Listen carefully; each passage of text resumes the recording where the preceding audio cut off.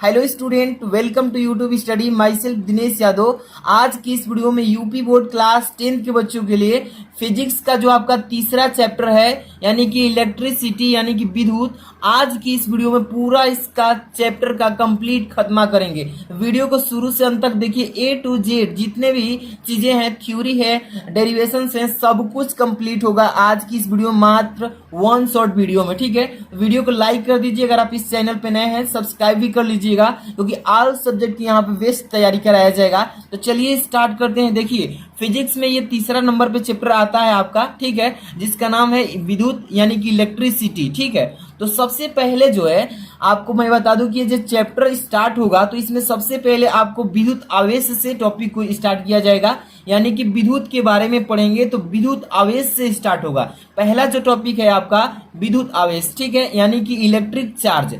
सबसे पहले what is electric charge यानी कि विद्युत आवेश क्या है, इसके बारे में जानेंगे। तो देखिए, इसका थ्योरी यहाँ पे है, एक एक चीज को क्लियर करेंगे, एक एक थ्योरी, डेरिवेशन, मात्रक वगैरह, न्यूमेरिकल्स जो भी आएंगे सबको क्लियर करेंगे। ठीक है, तो अंत तक देखिएगा।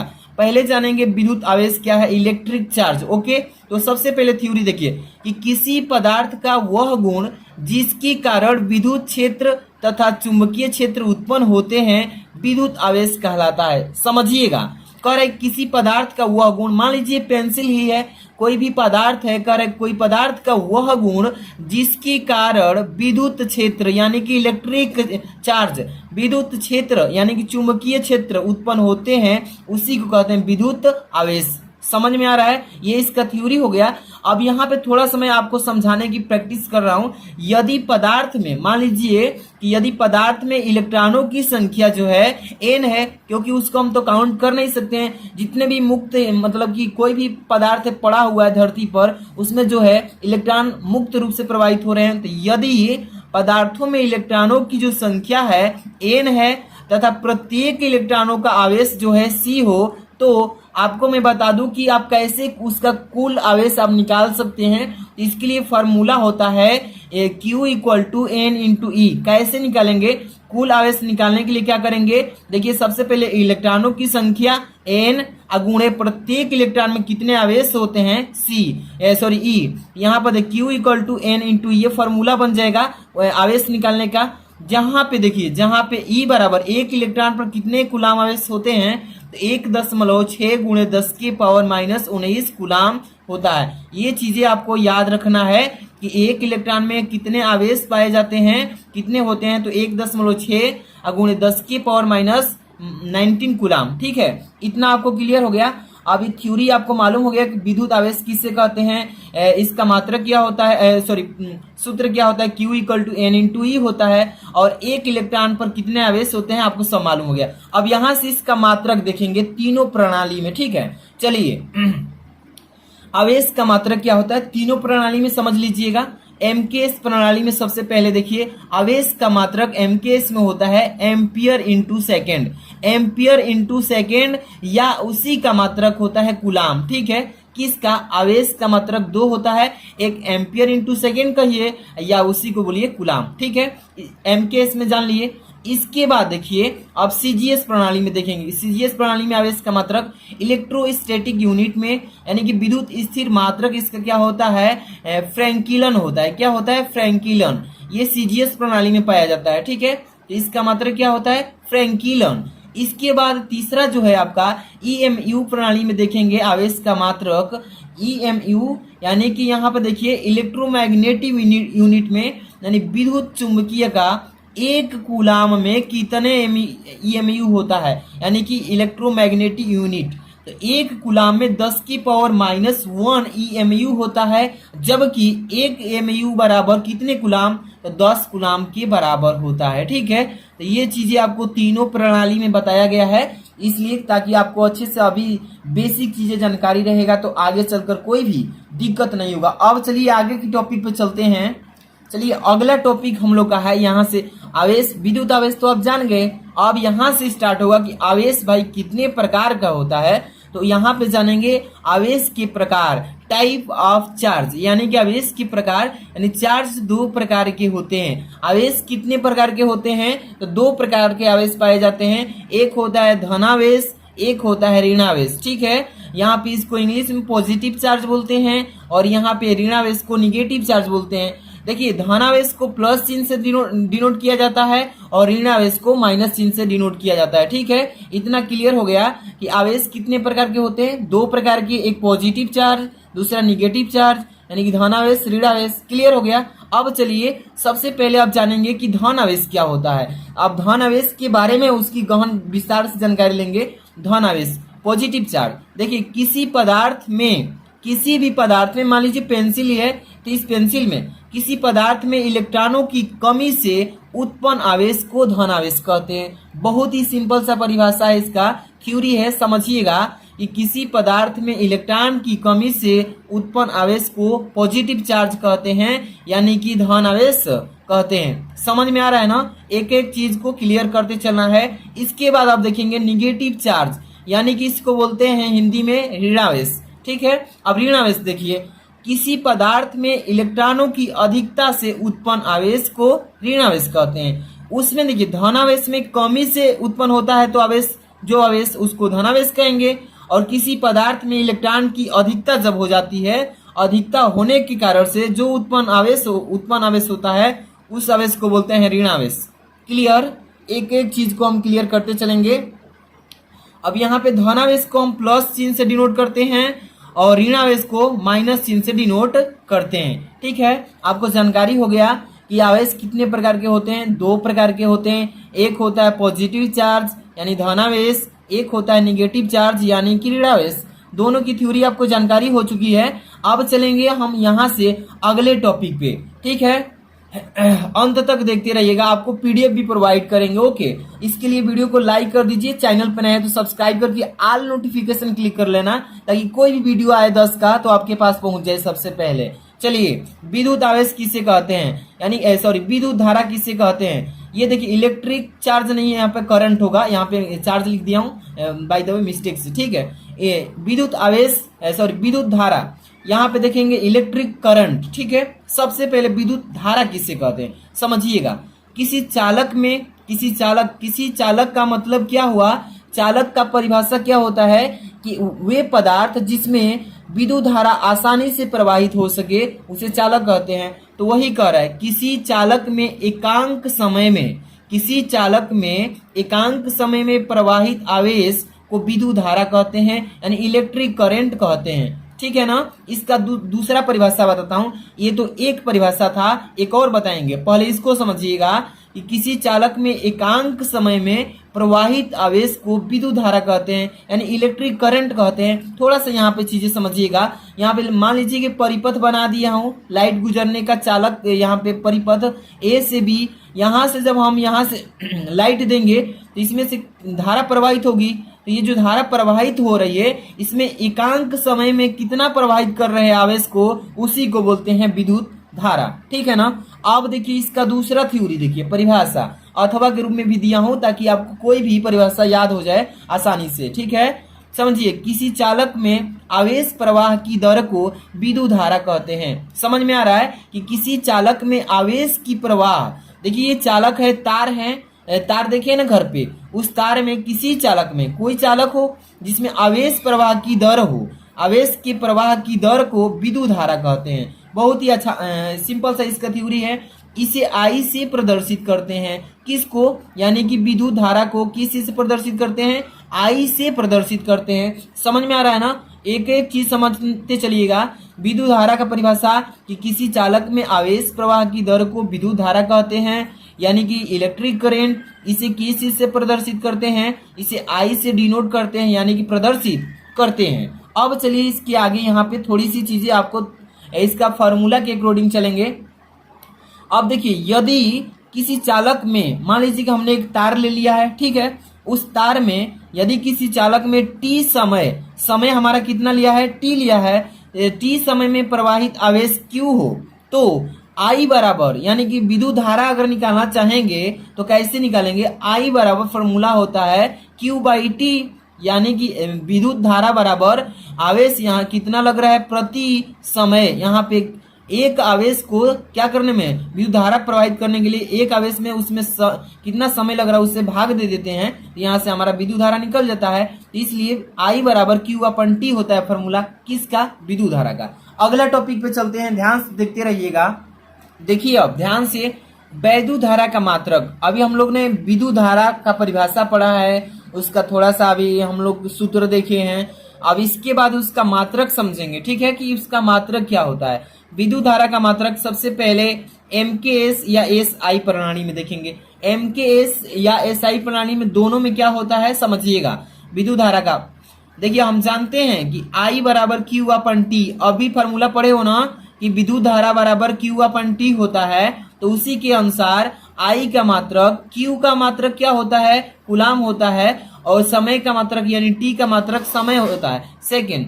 तो यहाँ पे विद्युत धारा का मात्रक क्या हो जाएगा, देखिए विद्युत धारा का मात्रक कूलाम प्रति सेकेंड कह लीजिए या एम्पियर कह लीजिए, दोनों होता है। तो आपको याद करके रखना है क्या होता है विद्युत धारा का मात्रक, कूलाम प्रति सेकेंड कह लीजिए या एम्पियर कह लीजिए, ठीक है।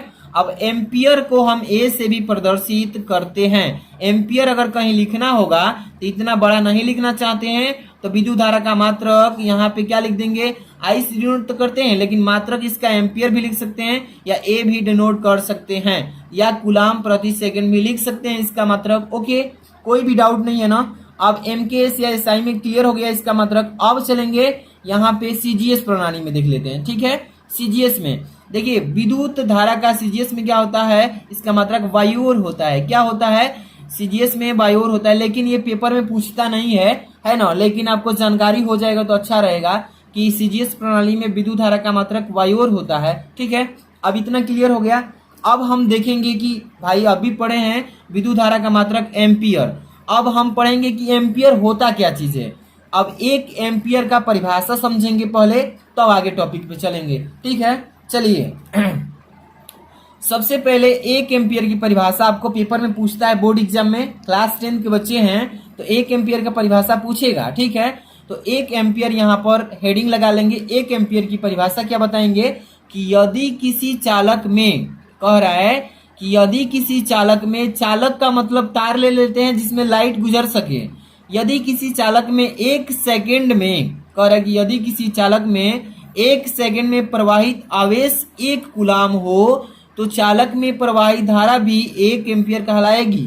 समझ में आ रहा है ना। अब आपको सिंपल सा मैं बात बता रहा हूं, ध्यान समझिएगा। एक तार ले लेंगे और उस तार में 1 सेकेंड में देखेंगे कि कितना आवेश प्रवाहित हो रहा है, 1 कूलाम हो रहा है। 1 सेकेंड में जब 1 कूलाम आवेश प्रवाहित हो जाएगा तो समझ लीजिए कि चालक में प्रवाहित जो धारा होगी 1 एम्पियर चलेगी, 1 एम्पियर प्रवाहित हो जाएगी। यही है इसका थ्योरी, समझ लिए ना। 1 एम्पियर की परिभाषा कि यदि किसी चालक में 1 सेकेंड में प्रवाहित आवेश 1 कूलाम हो तो चालक में प्रवाहित धारा जो होगी 1 एम्पियर कहलाएगी, ठीक है।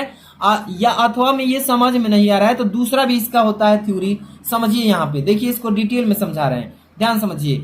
1 एम्पियर वह वैद्युत धारा है, क्या कह रहा है कि 1 एम्पियर वह वैद्युत धारा है जो परस्पर एकांक दूरी पर स्थित 2 लंबे सीधे व समांतर तारों में प्रवाहित होने पर प्रत्येक तार के एकांक लंबाई में 2 × 10⁻⁷ न्यूटन की आकर्षण अथवा प्रतिकर्षण, यानी आकर्षण भी करेगा वहां पे और उसका प्रतिकर्षण भी करेगा, आकर्षण अथवा प्रतिकर्षण बल उत्पन्न कर देता है, ठीक है ना। ये 1 एम्पियर कहलाएगा। सिंपल सा इसका फंडा है, समझते चलिएगा। अब देखिए यहाँ पे राशि कौन सी है, राशि समझिएगा। तो देखिए, विद्युत धारा एक अदिश राशि है। कौन सी राशि है, विद्युत धारा अदिश राशि है, परंतु इसकी दिशा, इलेक्ट्रॉन जो होते हैं ये ऋण प्रवाह विपरीत दिशा में होता है। इसका जो दिशा होता है वो ऋण की दिशा में प्रवाहित करता है इलेक्ट्रॉन को, और प्रोटॉन में होता है जो प्लस चार्ज चलने की दिशा में मानी जाती है। इसको आगे डिटेल में बता रहा हूं, देखिएगा। आगे चलते हैं इसके। चलिए अब हम पढ़ेंगे इसके बाद से अगली टॉपिक जो हमारा है विद्युत विभव। पहले पढ़ेंगे विद्युत विभव किसे कहते हैं, ठीक है, पेपर में पूछेगा। सबसे पहले समझेंगे कि विद्युत विभव किसे कहते हैं, इसका पहले परिभाषा समझिए। विद्युत विभव, ठीक है, किसी एकांक आवेश को अनंत से वैद्युत क्षेत्र में किसी बिंदु तक लाने में किए गए कार्य को वैद्युत विभव कहते हैं। समझ में आ रहा है? चलिए सीधी सी बात मैं समझाता हूं कि विद्युत विभव किसे कहते हैं। ठीक है, किसी एकांक आवेश को, मुझे किसी आवेश को लाना है, यानी कि पॉजिटिव चार्ज को लाना है, तो किसी एकांक आवेश को अनंत से बहुत दूर से लेकर आ रहे हैं। अब वैद्युत क्षेत्र में, कहाँ पे? वैद्युत क्षेत्र जहां लाइट चल रही है उस क्षेत्र में किसी बिंदु तक लाने में, कोई बिंदु मान लीजिए ए से बी तक लाने में जितना भी हमने कार्य किया है वही कार्य वैद्युत विभव कहलाता है। समझ में आ रहा है ना? अब देखिए इसका फॉर्मूला होता है, वैद्युत विभव को V से डिनोट करते हैं, किस चीज से? V से। अब वैद्युत विभव का फॉर्मूला होता है V बराबर W/Q, यानी कि समझिए सीधी सी बात, V बराबर W/Q का मतलब कितना हमने कार्य किया है, तो यहाँ पे W/Q, एक आवेश को किसी बिंदु से अनंत से लाने में दूसरे बिंदु पर कितना कार्य किया है, तो विभव निकालने के लिए V बराबर W/Q होता है। तो W/Q यहाँ पकड़ लेंगे, जो W है कार्य है, Q क्या है? इसमें आवेश है। ठीक है, तो V इक्वल W/Q होता है। चलिए अब समझिए डिटेल में, यहाँ पे यदि Q आवेश को अनंत से वैद्युत क्षेत्र में लाने में किया गया कार्य, वी नो दैट, हम जानते हैं कि V इक्वल W/Q होता है ना। अब यहाँ से इसका मात्रक समझिए, देखिए वैद्युत विभव का मात्रक क्या होता है। ठीक है, चलिए W का मात्रक क्या होता है? जूल प्रति कूलाम होता है। ठीक है, अब यहाँ पे Q क्या है? Q एक आवेश है, तो इसका Q का मान क्या होगा? वोल्ट होगा। ठीक है, यहाँ पे Q, तो यहाँ पे जूल प्रति कूलाम या वोल्ट भी बोल सकते हैं इसका मात्रक, दोनों यहाँ पे लिख सकते हैं। वैद्युत विभव का मात्रक जूल प्रति कूलाम कहेंगे या वोल्ट भी कहेंगे। ठीक है ना, इसका मात्रक। अब हमारा अगला टॉपिक आ चुका है विद्युत विभवांतर। अगला टॉपिक क्या है? विद्युत विभवांतर है। समझिएगा इसको अच्छे से।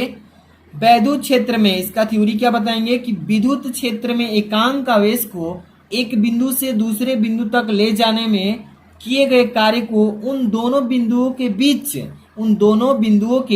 बीच का वैद्युत विभवांतर कहते हैं। ठीक है ना, समझिए एक बार फिर से इसको बता रहे हैं कि वैद्युत विभवांतर किसे कहते हैं कि वैद्युत क्षेत्र में, देखिए जहां पे इलेक्ट्रिक इफेक्ट पड़ रहा है वहां से वैद्युत क्षेत्र में एकांक आवेश को एक बिंदु से दूसरे बिंदु तक ले जाने में किए गए कार्य को उन दोनों बिंदुओं, यानी कि ए बिंदु से बी बिंदु, उन्हीं का नाम है दो बिंदुओं के बीच का वैद्युत विभवांतर कहते हैं। समझ में आ रहा है? चलिए आगे समझिएगा इसके बारे में। इसे V से प्रदर्शित करते हैं। वैद्युत विभवांतर को किस से डिनोट करते हैं? तो V से डिनोट करते हैं, यानी कि प्रदर्शित करते हैं। यदि वैद्युत परिपथ में, ध्यान समझिएगा, यदि वैद्युत परिपथ में Q आवेश हो, एक बिंदु से दूसरे बिंदु तक ले जाने में किया गया कार्य W हो, तो यहाँ पे वैद्युत विभवांतर कैसे निकालेंगे? इसके लिए फॉर्मूला होता है V बराबर W/Q। तो आप जानते ही हैं, अभी आपको बताया गया कि विद्युत विभव को निकालने के लिए क्या करेंगे? W/Q। ठीक है, चलिए अब यहाँ पे इसका मात्रक समझिए। विद्युत विभवांतर का मात्रक हम जानते हैं, वी नो दैट, हम जानते हैं कि विभवांतर का मात्रक, यहाँ से सूत्र क्या होगा? कार्य यानी आवेश बटा में, यानी W/Q। तो विभवांतर का मात्रक हो जाएगा कार्य का मात्रक बटा में आवेश का मात्रक, जूल प्रति कूलाम हो जाएगा, यानी वैद्युत विभवांतर का मात्रक जूल प्रति कूलाम हो जाएगा। अगला टॉपिक देखेंगे इसके बाद। अब देखिए इसमें अगला टॉपिक में हम लोग का है वोल्ट। वोल्ट किसे कहते हैं? क्योंकि आपने अभी थ्योरी पढ़ा है, इसका मात्रक भी पढ़ा है, और वोल्ट के बारे में अभी नहीं जानते हैं। इसका अगला टॉपिक है वोल्ट। ठीक है, अब यहाँ पे पढ़ेंगे एक वोल्ट किसे कहते हैं। पेपर में पूछेगा 1 एम्पियर का परिभाषा दीजिए या 1 वोल्ट का परिभाषा बताइए, तो पेपर में ऐसे ही पूछता है। 1 वोल्ट जो कि काफी वेरी IMP ये है, इसको तैयार कर लेना अच्छे से। 1 वोल्ट किसे कहते हैं?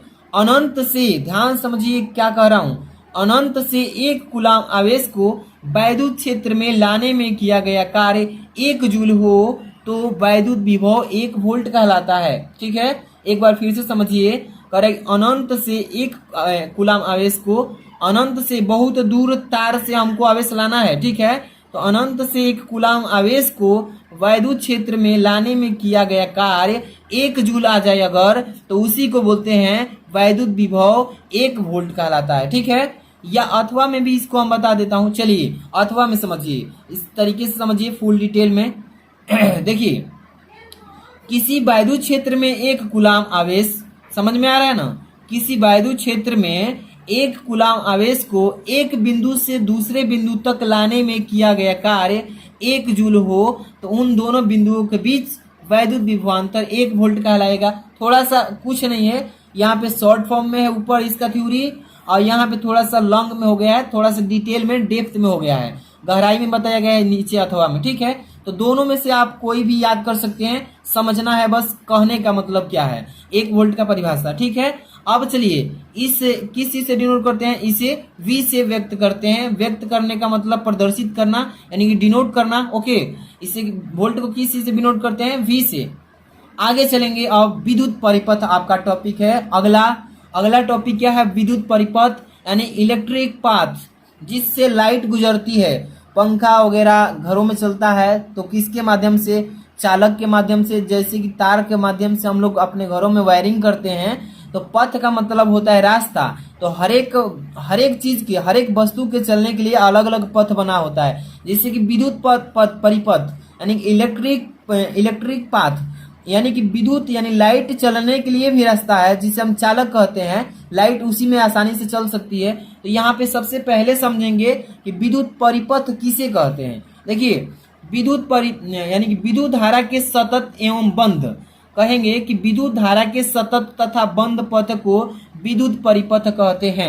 समझिए सतत का मतलब क्या होता है और बंद का मतलब क्या होता है, तब समझ पाएंगे आप, ठीक है। मान लीजिए कि एक बंद कमरा है और उसी बंद कमरे में सारे कार्यों को किया जा रहा है। तो जैसे कि यहाँ विद्युत धारा के सतत, जो सतत होगा पूरी तरह से क्लोज होगा, तो यहाँ पे बंद बताया जा रहा है। सतत मतलब कहीं भी डिस्टरबेंस नहीं होगा, मतलब एक सीरीज वाइज, ठीक है। विद्युत धारा के सतत तथा बंद पथ को विद्युत परिपथ कहते हैं, इलेक्ट्रिक पाथ कहते हैं। चलिए अब इसके कुछ अवयव समझाएंगे और विद्युत परिपथ कैसा होता है ये भी इसका फिगर दिखाएंगे। चलिए ध्यान समझिएगा। इलेक्ट्रिक पाथ के अवयव यानी कि विद्युत परिपथ के कुछ अवयव दिखाएंगे कि किस तरीके से बनाया गया है। विद्युत परिपथ में कौन कौन सी चीजें को इंक्लूड करके उसको तैयार किया जाता है। देखिए इसके निम्न अवयव हैं। सबसे पहले नंबर यहाँ पे हम दिखाएंगे इसके नाम को, यहाँ पे इसके परिपथ को बनाए हैं। चलिए ध्यान समझिएगा। यहाँ पे देखिए ध्यान से, विद्युत सेल लगाया गया है, इसको बोलते हैं बैटरी। इलेक्ट्रिक सेल विद्युत सेल बोलते हैं। जैसे कि 12 वोल्ट की बैटरी देखें, 6 वोल्ट की, अब इसके बाद 24 वोल्ट। जैसे बैटरी आप देखें ना, तो यहाँ पे इसका एनोड दिया गया है प्लस चिन्ह माइनस चिन्ह। बड़ी वाली खूंटी जो होती है प्लस चिन्ह का होता है और छोटी वाली जो खूंटी होती है माइनस चिन्ह। तो यहाँ पे विद्युत सेल जोड़ा गया है, एक इलेक्ट्रिक 12 वोल्ट की जैसे बैटरी मान लीजिए। अब इसमें क्या होगा, अब इस तार को जोड़ देंगे प्लस वाली खूंटी से, एक तार को माइनस वाली से, और यहाँ पे देखिए एक रास्ता बता रहा है जो कि धारा प्रवाहित होने के लिए इसमें रेजिस्टेंस लगाते हैं। रेजिस्टेंस हिंदी में बोलते हैं प्रतिरोध, और प्रतिरोध को कैपिटल आर से प्रदर्शित करते हैं और ये प्रतिरोध का प्रतीक होता है, ठीक है। यहाँ पे एक अमीटर लगाया जाता है जिससे हम धारा को माप सकें कि कितनी तेजी से धारा चल रही है, ठीक है। यहाँ में पर भी प्लस माइनस चिन्ह लगा होता है। अब यहाँ पर देखिए कुंजी लगाया जाता है जिसको हम स्विच बोलते हैं। स्विच का मतलब होता है जैसे कि लाइट को ऑफ और ऑन कर सकते हैं, यानी कि बुझा और जला सकते हैं। तो इसमें देखिए अगर इसमें कुंजी में अगर बीच में गोला होगा, अगर गोला दिखाई देगा तो इसका मतलब पूरी लाइट को बंद कर दिया गया है इस परिपथ में। अगर ये बिंदु नहीं रहेगा तो ये खुला रहेगा, यानी कि लाइट प्रवाहित हो रही है। तो इसी तरीके से विद्युत परिपथ को बनाया जाता है। और एक चीज, अवयव कौन से हैं, पहला नंबर ध्यान समझिएगा, विद्युत सेल। इसमें विद्युत सेल एक जोड़ेंगे, बैटरी जोड़ देंगे, एक विद्युत सेल हो गया, इसका अवयव कहलाएगा, ठीक है। विद्युत सेल मतलब कि एक बैटरी लगाएंगे इसमें पहले। इसके बाद विद्युत उपकरण, इसमें विद्युत उपकरण में कौन कौन से आएंगे, प्रतिरोध लगाएंगे, ओमीटर लगाएंगे, कुंजी लगाएंगे यानी कि स्विच लगाएंगे, वही चीजें है। कुंजी स्विच इसको बोलते हैं, स्विच मतलब कुंजी। ओमीटर लगाएंगे, धारा को मापेंगे कि कितना तेजी से लाइन आ रहा है परिपथ में, ठीक है। इसके बाद तार जो कि हम बोलते हैं चालक, ठीक है। ये सभी इसके अवयव थे, विद्युत परिपथ को बनाने के लिए सारे अवयव थे। आगे टॉपिक देखेंगे इसके इंपॉर्टेंट टॉपिक के बारे में। देखिए यहाँ पर क्या बताया जाए, विद्युत परिपथ की कुछ महत्वपूर्ण अवयव। विद्युत परिपथ में कौन कौन से महत्वपूर्ण अवयव हैं, इसको समझना होगा, तभी जाकर क्लियर होगा ये चैप्टर। सबसे पहले यहाँ पे अवयव का नाम दिया गया है कि कौन कौन सी चीजें को जोड़ा जाता है, और इसका प्रतीक दिया गया है कि पहचान लेंगे पहले ही देखकर ही कि ये क्या चीज है। समझ में आ रहा है ना। चलिए, सबसे पहला है विद्युत सेल।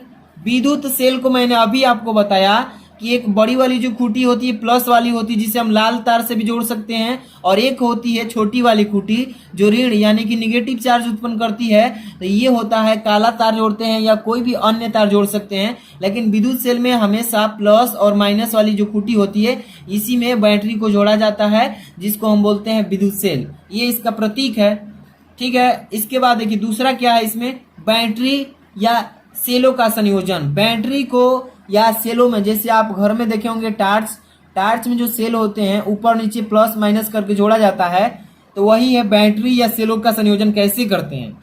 संयोजन का मतलब होता है सेलों को जोड़ना, ठीक है। एक चीज समझिएगा, बड़ी वाली जो खूंटी होगी प्लस वाला, एक छोटी खूंटी होगी माइनस वाला। तो देखिए एक प्लस वाली जो खूंटी है इसको छोड़ दीजिए ऐसे ही, एक माइनस वाली जो खूंटी है दूसरे वाली बैटरी के प्लस वाला से जोड़ देंगे, और फिर माइनस वाली खूंटी को फिर दूसरे वाली बैटरी के प्लस वाला से जोड़ देंगे। इसी तरीके से संयोजन करते हैं, और लास्ट में एक प्लस वाली बच जाएगी और लास्ट में एक माइनस वाली। यही दोनों को हम ले जाकर के किसी बल्ब में या किसी विद्युत उपकरण में जोड़ देंगे, वो चलने लगेगा। तो ये संयोजन होता है, इसी तरीके से संयोजित किया जाता है। पहले प्लस वाला को छोड़ दीजिए, माइनस वाला को एक प्लस वाला में जोड़ दीजिए, और फिर माइनस वाला को एक प्लस में।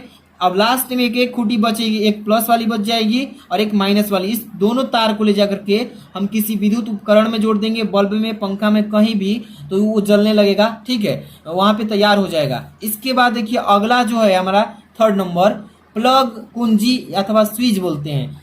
प्लग बोलिए कुंजी, अथवा उसी को बोलते हैं स्विच। अब इसको कैसे पहचानेंगे समझिए, इसी तरीके से होता है प्लग। आप अपने बोर्ड में देखे होंगे प्लग जो कि स्विच का कार्य करता है। अगर बीच में बिंदु दे दिया है इस तरीके से प्रतीक में, समझिए कि लाइट को बंद कर दिया गया है। अगर बिंदु नहीं है, समझिए कि लाइट प्रवाहित हो रही है, यानी कि लाइट उसमें चल रही है। तो ये होता है इसका प्रतीक। ये बंद कुंजी कहलाता है, और ये ओपन कुंजी, यानी कि बंद कुंजी, खुली कुंजी। समझ में आ रहा ना। इसी तरीके से इसको प्रदर्शित करते हैं इसका फिगर बनाकर। अगला टॉपिक है आपका 4 नंबर, तार संधि। तार को कैसे जोड़ा जाता है, ठीक है, समझिएगा। तार संधि बोलते हैं तार को किस तरीके से जोड़ा जाता है। देखिए यहाँ पे 3 बिंदु 4 बिंदु लिया गया है, ए बी सी और डी, ठीक है।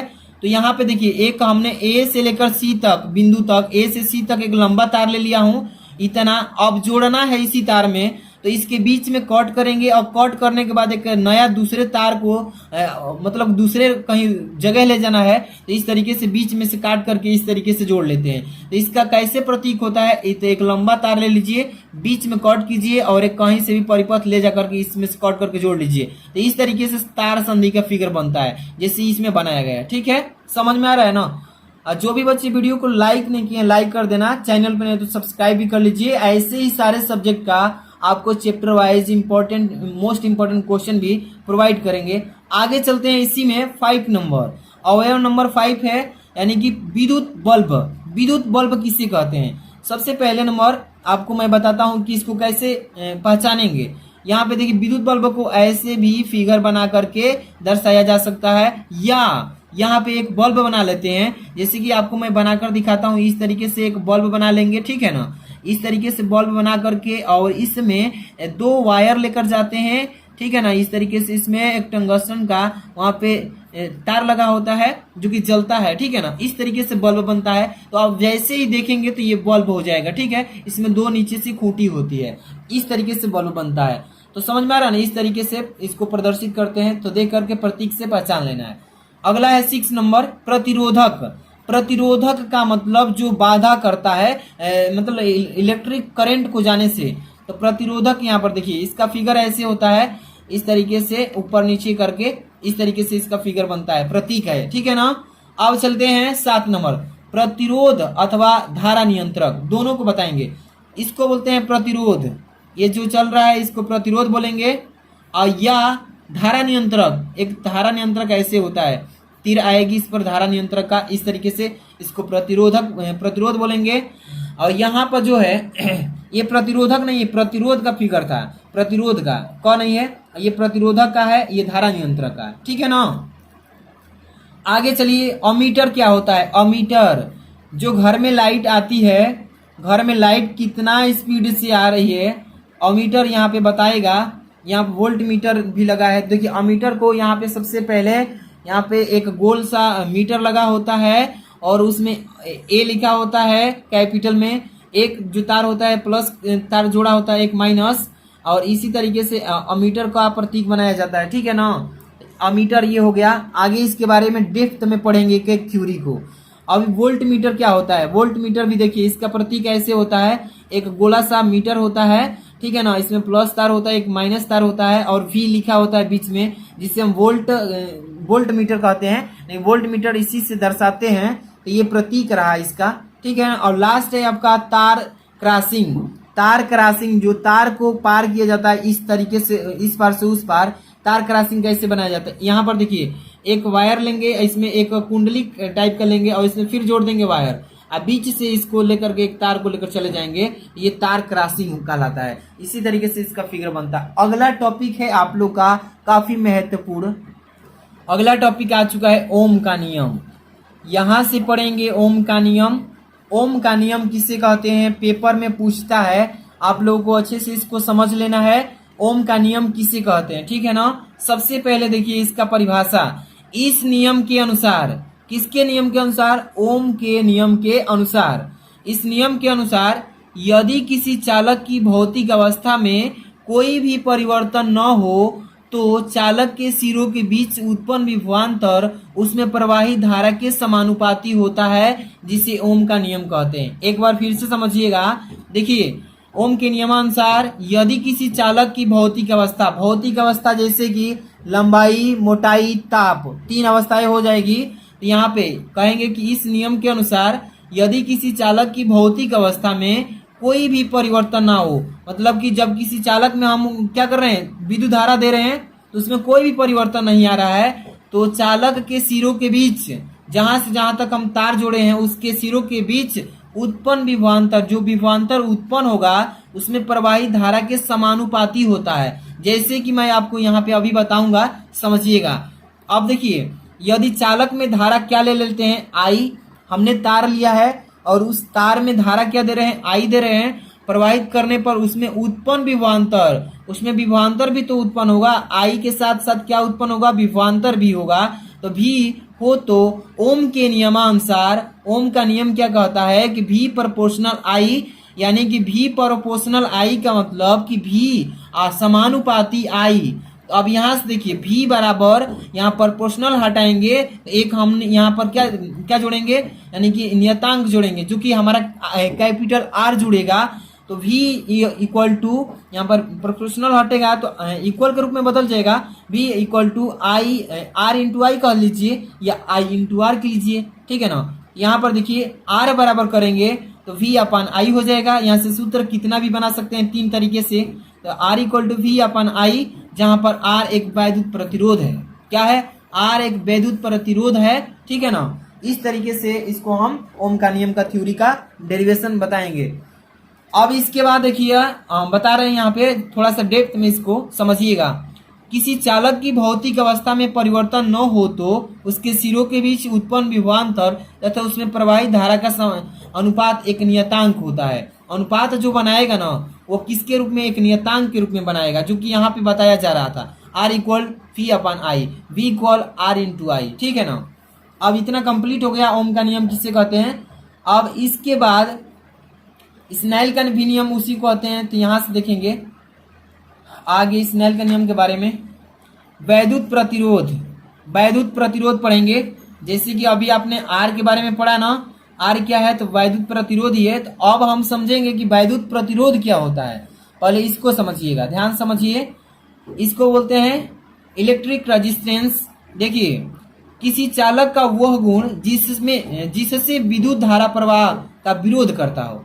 कभी भी आप समझ लीजिएगा, प्रतिरोध का बात करेगा तो समझिएगा कि किसी चालक का वह गुण, कोई चालक है, तार है, उसका वह गुण जिससे विद्युत धारा प्रवाह का विरोध करने लगे। विरोध करना का मतलब होता है उसमें बाधा डालता है, रुकावट। विरोध करता हो उस चालक उसे बोलते हैं विद्युत प्रतिरोध। ठीक है ना। अथवा में इसका थ्योरी समझिए एक और, किसी चालक के सिरों के बीच विभवांतर तथा उसमें प्रवाहित धारा के अनुपात को चालक का वैद्युत प्रतिरोध कहते हैं। इसे आर से प्रदर्शित करते हैं। किस चीज से? ये कैपिटल आर से। ये क्या चीज है? तो वैद्युत प्रतिरोध है। एक बार इसको पहले समझिएगा कि किसी चालक के सिरों के बीच विभवांतर V तथा उसमें प्रवाहित धारा I के अनुपात को चालक का विद्युत प्रतिरोध कहते हैं। ऐसे कैपिटल आर से प्रदर्शित करते हैं। कभी भी अगर आ जाए कि वैद्युत प्रतिरोध का को किस चीज से डिनोट करते हैं, तो कैपिटल आर से। ठीक है। वैद्युत प्रतिरोध का परिभाषा क्या होता है? तो किसी चालक के सिरों के बीच विभवांतर तथा उसमें प्रवाहित धारा के अनुपात को चालक का वैद्युत प्रतिरोध कहते हैं। ठीक है ना। इतना चीजें क्लियर हो गया। वैद्युत प्रतिरोध किसे कहते हैं, इसका प्रतीक, इसे किस चीज से प्रदर्शित करते हैं। अब देखेंगे वैद्युत प्रतिरोध का मात्रक क्या होता है। चलिए ध्यान से समझिएगा। सबसे पहले, यदि किसी चालक के सिरों के बीच उत्पन्न विभवांतर भी हो, मान लेना हमने मान लिया कि किसी चालक में उत्पन्न विभवांतर क्या है, V है, तथा उसमें प्रवाहित जो धारा है I है, तो वैद्युत प्रतिरोध का सूत्र लगाएंगे कैसे? R बराबर V/I। क्या हो जाएगा? विद्युत प्रतिरोध निकालने के लिए जिसमें विभवांतर उत्पन्न होता हो और उसमें धारा उत्पन्न होता हो, तो प्रतिरोध निकालना हो, तो R = V/I फॉर्मूला लगा देंगे। जबकि अब यहाँ से इसके आगे देखेंगे, देखिए वैद्युत प्रतिरोध का मात्रक क्या होता है। सबसे पहले तो आपको सूत्र बता दूं, R इक्वल होता है V/I। अभी मैंने पीछे बताया। ठीक है। अब यहाँ पे R का मात्रक क्या होता है, तो V का मात्रक और बटे में I का मात्रक। V का मात्रक यानी कि वोल्ट होता है, I का मात्रक एम्पियर होता है, तो वोल्ट प्रति एम्पियर। वैद्युत प्रतिरोध का मात्रक क्या होगा? वोल्ट प्रति एम्पियर, या बोलते हैं ओम। याद रखिएगा, हर एक जगह ओम लिखा जा रहा है और आधुनिक मॉडर्न युग में ओम लिखा जा रहा है। तो विद्युत प्रतिरोध का मात्रक वोल्ट प्रति एम्पियर कह लीजिए या कह लीजिए ओम। और ओम को प्रदर्शित करते हैं किस तरीके से, तो इस तरीके से ओम बनाया जाता है। ध्यान रखिएगा, इस तरीके से ओम बना देंगे तभी भी सही है, इस तरीके से ओम लिख देंगे तभी भी सही है, या प्रतिरोध का मात्रक वोल्ट प्रति एम्पियर लिखेंगे तभी भी सही है। ठीक है ना। क्लियर हो गया ओम प्रतिरोध के बारे में। सबसे पहले आपने पढ़ा प्रतिरोध किसे कहते हैं। प्रतिरोध का फॉर्मूला क्या होता है, जब किसी चालक में विभवांतर उत्पन्न हो और उसमें धारा उत्पन्न हो तो प्रतिरोध ज्ञात करना होगा। तो R इक्वल होता है V/I। आपने जैसे यहाँ पे फॉर्मूला मैंने बताया उसी के अकॉर्डिंग अब यहाँ पे इसका मात्रक भी जान लिया। ओम भी होता है, वोल्ट प्रति एम्पियर होता है, और ओम को इस तरीके से प्रदर्शित करते हैं। ठीक है। आगे चलेंगे। इसके बाद हम लोग का ओम। ओम जो आपने सुना है ना, ये इसका बारे में जानेंगे। एक ओम किसे कहते हैं। एक ओम का पेपर में पूछता है परिभाषा कि एक ओम किसे कहते हैं। तो चलिए समझिएगा इसके बारे में। एक ओम का परिभाषा लिखेंगे कि यदि किसी चालक में, कह रहा है कि यदि किसी चालक में 1 एम्पियर की धारा प्रवाहित करने पर उसके सिरों के बीच उत्पन्न विभवांतर 1 वोल्ट हो, तो उत्पन्न विभवांतर भी 1 वोल्ट, सॉरी 2 बार लिख दिए इसको, 1 वोल्ट हो, तो वह चालक विद्युत प्रतिरोध 1 ओम कहलाएगा। यहाँ पे 2 बार इसको लिख दिया हूं तो काट देता हूं। चलिए यहाँ पे एक बार फिर से समझा देता हूं, ध्यान समझिएगा। 1 ओम का परिभाषा, यदि किसी चालक में 1 एम्पियर की धारा प्रवाहित करने पर उसके सिरों के बीच विभवांतर, उत्पन्न विभवांतर 1 वोल्ट हो, तो अब इसको काटिए, इसको काटिए, इसको भी काट दीजिए। ठीक है ना। अब चलिए 1 वोल्ट हो तो यहाँ पर उत्पन्न विभवांतर 1 वोल्ट हो, तो यहाँ से वह चालक विद्युत प्रतिरोध 1 ओम कहलाता है। ठीक है ना। चलिए इसे इस चीज से प्रदर्शित करते हैं। इसको ओमेगा नहीं बोलते हैं, इसको ओमेगा, यहाँ पर ओमेगा मतलब कि इस तरीके से ओम बनाते हैं, इसे प्रदर्शित करते हैं। ठीक है ना। क्लियर हो गया। अब इसके बाद इसके डिपेंडेंटता पर चलेंगे, प्रतिरोध के। ठीक है। विद्युत प्रतिरोध निर्भरता पढ़ेंगे। विद्युत प्रतिरोध जो होता है किस किस चीजों पर निर्भर करता है, कैसे चलता है। तो देखिए सबसे पहले किसी चालक का विद्युत प्रतिरोध निम्न कारकों पर निर्भर करता है। कौन कौन से भाई? फर्स्ट नंबर देखिए यहाँ पे, पहला है चालक की लंबाई, यानी कि तार कितना लंबा है। चालक की लंबाई का मतलब कि तार कितना लंबा लगाया है आपने, तो किसी चालक का प्रतिरोध उस चालक की लंबाई यानी एल के अनुक्रमानुपाती होता है। किसके? चालक की लंबाई के अनुक्रमानुपाती। इसको कैसे लिखेंगे? आर प्रोपोर्शनल एल, यानी आर प्रोपोर्शनल एल का मतलब कि आर जो है प्रतिरोध के अनुक्रमानुपाती क्या होगा? तार की लंबाई होगी। अब यहाँ से एक हम समीकरण इसको बनाते हैं। देखिए समीकरण नंबर फर्स्ट बना लिए चालक की लंबाई वाला में। अब चलिए दूसरा नंबर, अनुप्रस्थ काट का क्षेत्रफल पर डिपेंड करता है। ठीक है, तो ये क्या चीज होता है समझिए। किसी चालक का विद्युत प्रतिरोध चालक तार के अनुप्रस्थ काट के क्षेत्रफल यानी कि ए से डिनोट करते हैं, एरिया बोलते हैं, के व्युत्क्रमानुपाती होता है। व्युत्क्रमानुपाती का मतलब उसके ठीक उल्टा होता है। जैसे कि आर प्रोपोर्शनल 1/a, 1 नहीं एल है, जो लंबाई है तार के एल बटा में ए होता है। ठीक है ना। अब इसको समीकरण नंबर 2 बनाएंगे। अब इसी तरीके से यहाँ पे क्या करेंगे कि समीकरण 1 और समीकरण 2, जो समीकरण 1 ऊपर है, समीकरण 2 जो ठीक नीचे है, इसको क्या करेंगे? आर प्रोपोर्शनल एल बटा ए अथवा R equal to rho equal L by A, जो कि तीसरा समीकरण यहाँ पे बना लिए। अब जहाँ पे रो एक नियतांक कार्य कर रहा है, एक नियतांक माने हैं कुछ देर के लिए, इसको हटाएंगे फिर। ठीक है, चलिए आगे समझिए। इस समीकरण को याद रखिए।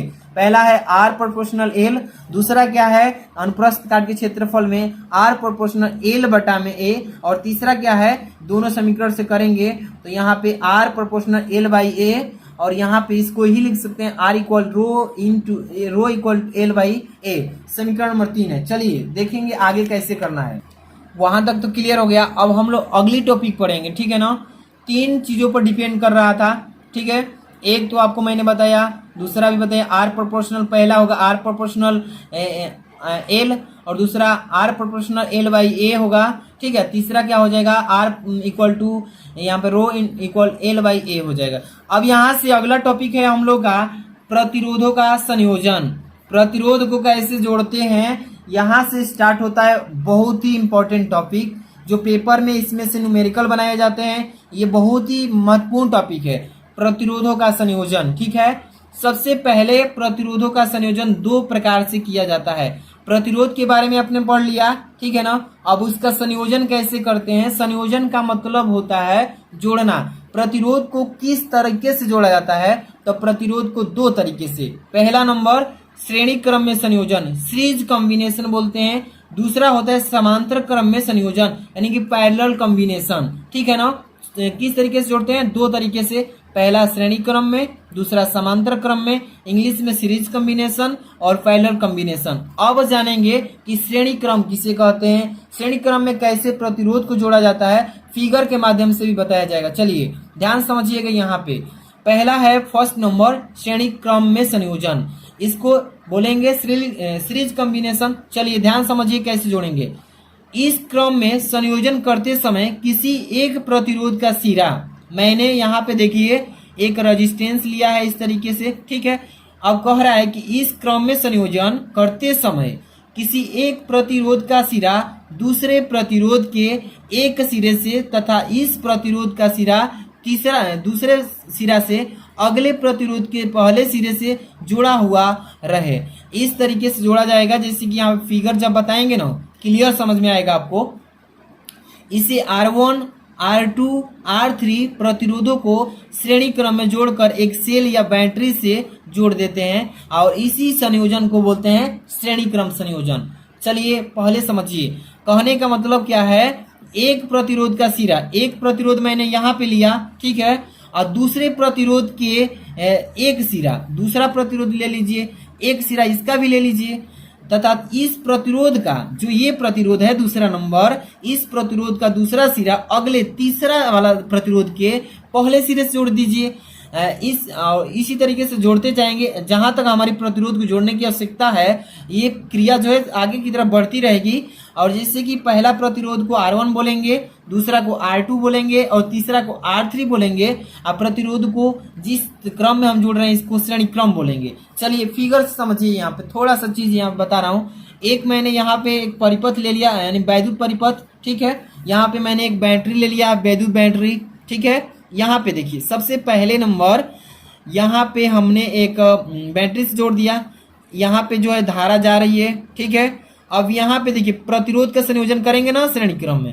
पहला प्रतिरोध ले लिया यहाँ पे, इसको R1 बोल दिया।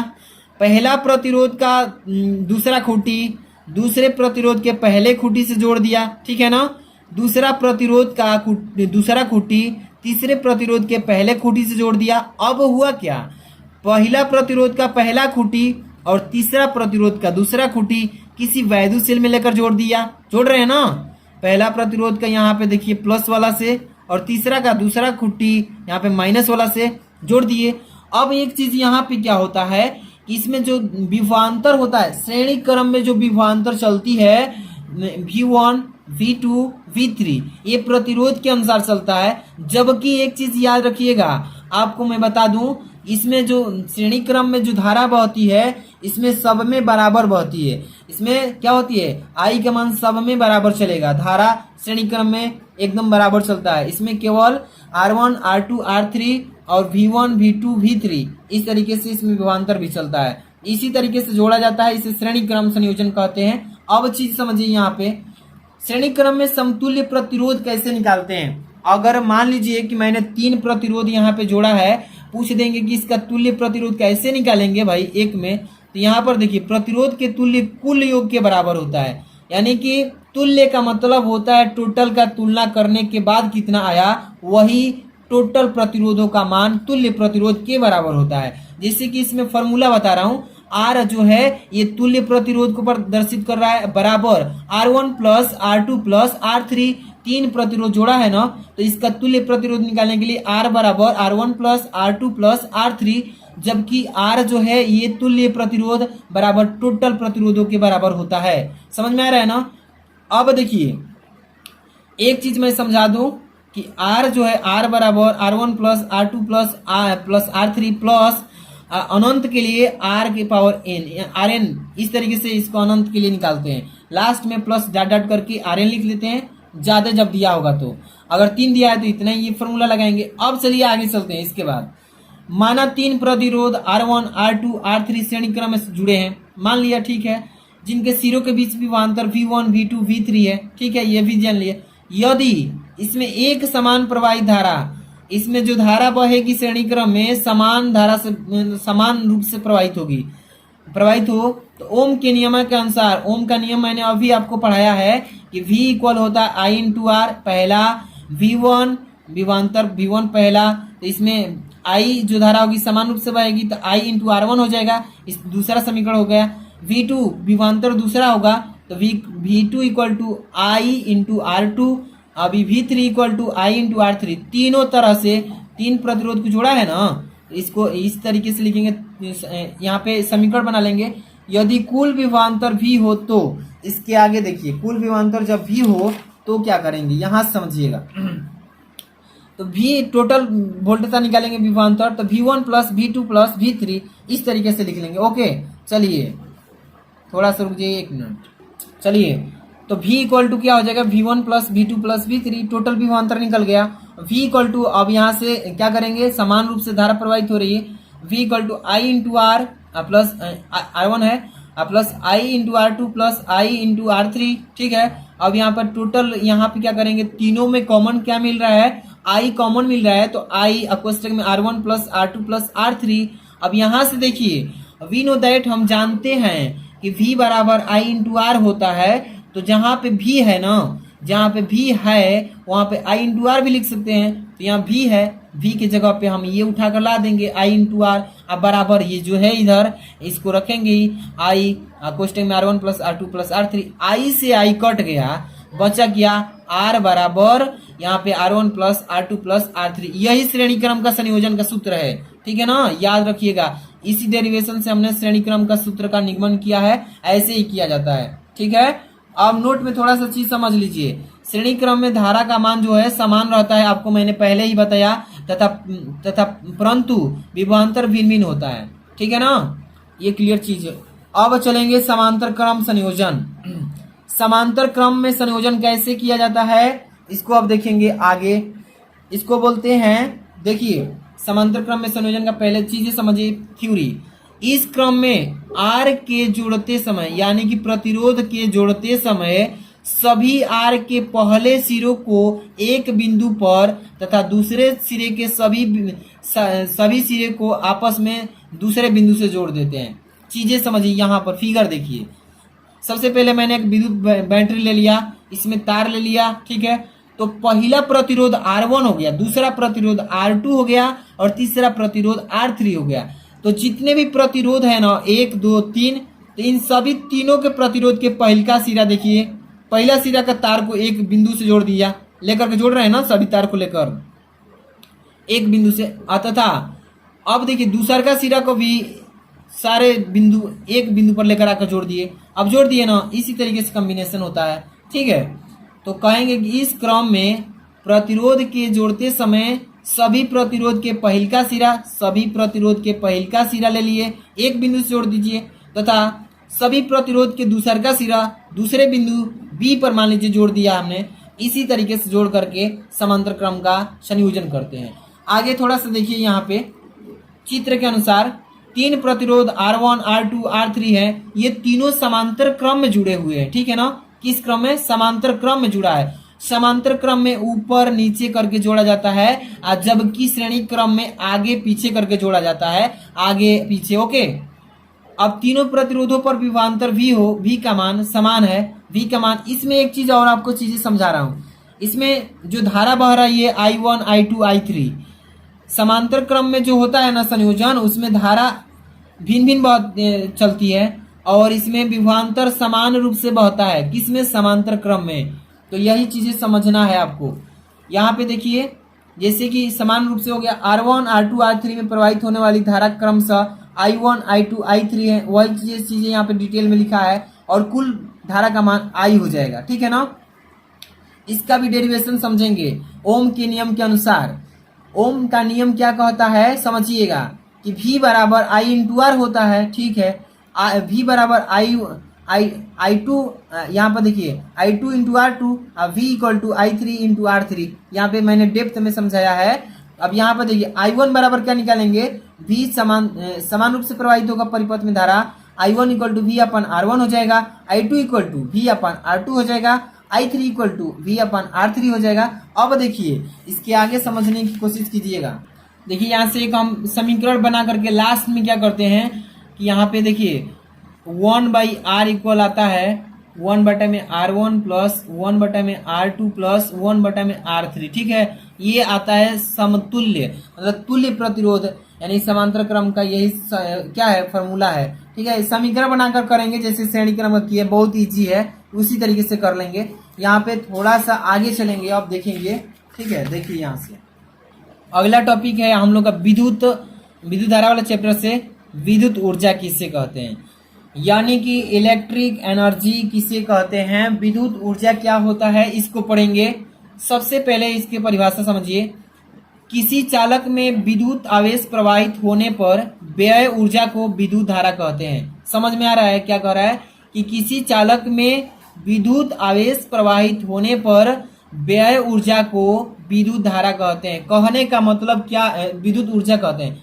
कहने का मतलब क्या है कि किसी चालक में जब हम किसी तार में लाइट दे रहे हैं तो लाइट तो प्रवाहित होगी ही, लाइट चलेगी ही, और जब लाइट प्रवाहित होगी तो ऊर्जा भी समाप्त होगा, यानी कि व्यय होगा, और जब ऊर्जा व्यय होगा तो व्यय उसी को बोलते हैं विद्युत ऊर्जा, ठीक है। आगे चलिए समझिए। यहाँ पर यदि किसी चालक के सिरों के बीच विभवांतर V हो तथा उसमें प्रवाहित आवेश Q हो तो विद्युत ऊर्जा कैसे फाइंड आउट करेंगे। सबसे पहले देखिए, आवेश एक सिरे से दूसरे सिरे तक ले जाने में किया गया कार्य, यानी W बराबर विभवांतर गुणे आवेश होता है, W बराबर Q इंटू V होता है। यहाँ पर अब Q बराबर अगर निकालें तो यहाँ पे I इंटू टी हो जाएगा, यहाँ से तो W equal to V into I into T. अब V बराबर निकालिए तो V बराबर लिख सकते हैं हम लोग V बराबर I इंटू आर, ये होता है। इसी तरीके से अब यहाँ पर तीसरा देखिए, W बराबर भी होता है I square into R T. अब R बराबर होता है V अपन आर, आपने पढ़ा है I बराबर V अपन आर होता है ना ओम के नियम के अनुसार। तो यहाँ पर W बराबर V square into R T हो जाएगा, ठीक है। अब यहीं से फॉर्मूला निकल के आ जाता है W बराबर V स्क्वायर बटा में आर टी, ठीक है ना। इसी को हम लिख सकते हैं W बराबर Q इंटू V, या इसी को W बराबर भी लिख सकते हैं V इंटू I, अब यहाँ पर V W बराबर आई स्क्वायर इंटू आर टी, अब यहाँ पे भी लिख सकते हैं V square into R T. ये कितना फॉर्मूला बनता है यहाँ से, इसी तरीके से यहाँ पे निकालते हैं। अगला टॉपिक देखेंगे। अगला टॉपिक बहुत ही महत्वपूर्ण टॉपिक है, समझ लीजिए। ये है आपका विद्युत शक्ति, इलेक्ट्रिक पावर बोलते हैं इसको इंग्लिश में। विद्युत शक्ति किसे कहते हैं समझिएगा, कि किसी परिपथ में विद्युत ऊर्जा के व्यय की समय दर को विद्युत शक्ति कहते हैं। कहने का मतलब है किसी तार में जब लाइट देंगे, लाइट देने पर ऊर्जा तो खत्म हो ही होगी, तो कितना ऊर्जा कितने समय में व्यय हो रही है उसी को बोलते हैं विद्युत शक्ति। समझ में आ रहा है? थ्योरी को समझिए। किसी परिपथ में विद्युत ऊर्जा के व्यय की समय दर को विद्युत शक्ति कहते हैं। अब देखिए, अर्थात विद्युत शक्ति यानी कि P से प्रदर्शित करेंगे। विद्युत शक्ति बराबर सूत्र होता है व्यय विद्युत ऊर्जा बटा में समय, ठीक है ना। यानी कि विद्युत ऊर्जा को यहाँ पे W से और समय को T से डिनोट करेंगे। चलिए यहाँ से एक और थोड़ा समझिए चीज। यदि किसी विद्युत परिपथ में T सेकेंड में व्यय विद्युत ऊर्जा W हो जूल हो, तो परिपथ की विद्युत शक्ति क्या होगी? P बराबर W/T होता है। यानी कि P बराबर W/T या W/T। W मतलब कार्य का मात्रक जूल, अब बटा में T का मतलब मात्रक समय सेकंड। तो यहाँ पे लिखेंगे शक्ति का मात्रक होता है जूल प्रति सेकंड कहिए, या जूल प्रति सेकंड बराबर होता है वाट। यहाँ पे वाट भी कह सकते हैं। विद्युत शक्ति का मात्रक जूल प्रति सेकंड या वाट भी कहते हैं, ठीक है ना। अब हम चलेंगे विद्युत शक्ति का मापन कैसे करते हैं। विद्युत शक्ति का मापन कैसे करते हैं, चलिए यहाँ पे देखिएगा। वी नो दैट, हम जानते हैं कि परिपथ में जो प्रतिरोध है आर प्रतिरोध के किसी चालक के सिरों पर विभवांतर भी आरोपित करने पर, यानी आरोपित किया जा रहा है, करने पर आई धारा प्रवाहित होती है, तो T सेकंड में व्यय विद्युत ऊर्जा बताइए क्या होगी। चलिए सूत्र के अनुसार W बराबर सूत्र मैंने पीछे पढ़ाया अभी, V इंटू आई इंटू टी होता है, या आई स्क्वायर इंटू आर टी होता है, या V स्क्वायर बटा में R इंटू टी होता है। इसको समीकरण नंबर 2 बना लिए हैं। अब चलिए यहाँ पे समझिएगा कि जब हम V तथा I के पदों में विद्युत शक्ति ज्ञात करेंगे तो कैसे करेंगे। देखिए, किसी परिपथ में विभवांतर V हो और उसमें धारा I हो, तो विद्युत शक्ति कैसे निकालेंगे? P बराबर V इंटू आई से, V इंटू आई कर दीजिए, गुणा आ जाएगा। समीकरण नंबर 3 बना लिया है। अब इसके बाद जब विद्युत परिपथ में धारा प्रवाहित हो रही है, प्रतिरोध लगा हो, तो वहां पर विद्युत शक्ति कैसे निकालेंगे? P बराबर आई स्क्वायर इंटू आर टी हो जाएगा। ये समीकरण नंबर 4 बना लीजिए। अब तीसरा नंबर V, यानी किसी विद्युत परिपथ में विभवांतर V हो तथा प्रतिरोध R जोड़ा गया हो, तो उस पद में हम विद्युत शक्ति कैसे फाइंड आउट करेंगे? P बराबर V इंटू V बटा में R। इसी को हम लिख सकते हैं V स्क्वायर बटा में R वाट, जो कि 5 नंबर इक्वेशन हो गया। हाँ, समझ में आ रहा है ना। अब विद्युत शक्ति का मात्रक क्या होता है? SI सिस्टम में, इंटरनेशनल सिस्टम में जूल प्रति सेकेंड होता है, और 1 वाट बराबर होता है जूल प्रति सेकेंड, ठीक है ना। इस तरीके से आपको समझ में आ रहा होगा। अब हम चलेंगे अगला टॉपिक। अगला टॉपिक है वाट का। 1 वाट का परिभाषा पेपर में पूछता है कि 1 वाट का परिभाषा बताइए। जो भी बच्चे वीडियो को लाइक नहीं किए, लाइक कर दीजिएगा। चैनल पर नए तो सब्सक्राइब कर लीजिएगा। ऐसे ही सभी सब्जेक्ट का most important chapter wise PDF भी आपको प्रोवाइड करेंगे। उसके लिए आपको करना क्या होगा? वीडियो के डिस्क्रिप्शन में टेलीग्राम का लिंक दिया हूं, जाकर के ज्वाइन हो जाना है, वहीं पे सेंड करेंगे इसका PDF, ठीक है। चलिए सबसे पहले इसके आगे हम पढ़ेंगे टॉपिक आपका है 1 वाट का परिभाषा। 1 वाट किसे कहते हैं समझिएगा। किसी परिपथ में 2 सिरों के बीच 1 वोल्ट विभवांतर होने पर 1 एम्पियर धारा प्रवाहित होती हो, तो विद्युत शक्ति 1 वाट कहलाती है। समझ में आ रहा है क्या कह रहा है? चलिए एक बार फिर से समझिए कि किसी परिपथ में कोई जो चालक है, उस चालक परिपथ में 2 सिरों के बीच, जैसे कि A एक बिंदु ले लेंगे, एक बिंदु B ले लेंगे, उन दोनों सिरों के बीच 1 वोल्ट विभवांतर होने पर, त्वरित होने पर 1 एम्पियर की धारा प्रवाहित होती हो, तो उसे ही कहते हैं विद्युत शक्ति, यानी कि 1 वाट कहलाती है। समझ में आ रहा है? अब देखिए, अब यहाँ पे थोड़ा सा चीज समझने के लायक है। आपको एक अश्व शक्ति याद करके रखिएगा, क्योंकि जब न्यूमेरिकल करेंगे ना तो ये चीज काम में आएगा। एक अश्व शक्ति यानी कि हार्स पावर बोलते हैं इसको। एक अश्व शक्ति बराबर होता है 746 वाट, ठीक है ना। याद रखिएगा, काम आएगा न्यूमेरिकल में। आगे चलिए, अब यहाँ से फॉर्मूला करने के लिए, न्यूमेरिकल करने के लिए कुछ बता रहे हैं। जैसे कि वाट, घंटा तथा जूल में संबंध क्या होता है। वाट दिया रहेगा, घंटा रहेगा, जूल रहेगा, इन तीनों में संबंध क्या होता है। वी नो दैट, हम जानते हैं कि 1 वाट घंटा में 36 जूल होता है, या वी नो दैट हम जानते हैं कि 300 जूल होता है। किसके अकॉर्डिंग, यहाँ पे देखिए केवल वाट घंटा में, 1 वाट घंटा में 36 जूल, वही चीज लिखे हैं, ठीक है ना, 300 जूल। आगे चलिए, अब यहाँ से एक फॉर्मूला समझिएगा, यूनिटों की संख्या। इसके आगे आपको कैसे ज्ञात करना है, न्यूमेरिकल यूनिटों की संख्या ज्ञात करने के सूत्र क्या होता है। देखिए, जब आप घर में पंखा चलाते हैं, बल्ब जलाते हैं, बहुत सारे कार्यों को करते हैं, तो आपका जो बिजली खर्च होता है वो यूनिट में खर्च होता है। तो आप कैसे खर्च निकालेंगे, इसके लिए फॉर्मूला है। देखिए, यूनिटों की संख्या बराबर होता है वाट गुणे घंटा गुणे दिन गुणे संख्या, यानी कि कितना वाट चला, कितना वाट का है बल्ब, मान लीजिए कि 200 वाट का कोई बल्ब लगाए हैं या पंखा लगाए हैं, कितना घंटा चलाए हैं, तो मान लीजिए 10 घंटा। दिन में कितना, 1 दिन चलाए हैं कि 10 दिन चलाए हैं, संख्या कितनी है बल्बों की या पंखों की, ये चीज लिखना है। अब बटा में 1000 से डिवाइड कर देते हैं, ठीक है। तो यहाँ पे यूनिट आपका निकल कर आ जाता है कि इतना यूनिट खर्च हुआ है, और 1 यूनिट का कितना रुपया दाम है, वहां से मल्टीप्लाई करके निकाल सकते हैं। तो यहाँ पे यूनिटों की संख्या कैसे ज्ञात करते हैं, समझिए सूत्र। यूनिटों की संख्या बराबर होता है वाट गुणे घंटा गुणे दिन गुणे संख्या, अब बटा में 1000 से भाग करते हैं, तो अब जाकर यूनिट में आता है। यूनिट में आ जाएगा तो आराम से 1 यूनिट का कितना खर्च है वहां से गुणा करके निकाल सकते हैं। अब चलेंगे, हम नोट में पढ़ेंगे बीटीयू।